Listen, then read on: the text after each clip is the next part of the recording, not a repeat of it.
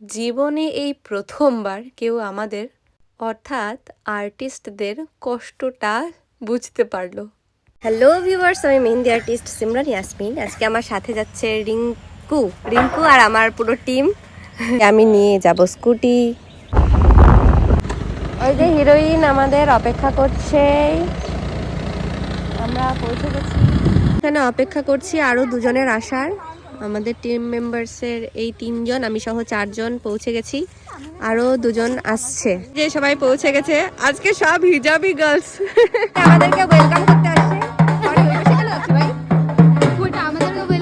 আমি তো ভাবলাম আমাদেরকে ওয়েলকাম করতে আসছে, কিন্তু অন্যদিকে চলে যাচ্ছে, ব্যাপার কি বুঝতে পারলাম না। এখন আমরা যাচ্ছি, কোথায় যাচ্ছি জানি না, কিন্তু যাচ্ছি। এই যে বাকিরা আমার পেছনে। এটা হচ্ছে গিয়ে আমাদের কাজ করার জায়গা, কিন্তু এত রোদে এখানে মনে হয় চলে যাব, কি যে হবে জানি না। ওই খাবার আসায় বসে আছে।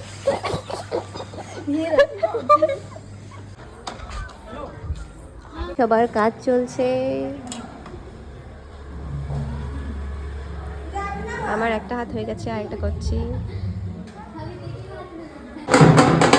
এনজয় করতে করতে, ঢোল শুনতে শুনতে কাজ কমপ্লিট। রুমের এক সাইড হয়ে গেছে, রিঙ্কি ব্রাইডের পড়াচ্ছে, সোহানা পাটা পড়াচ্ছে।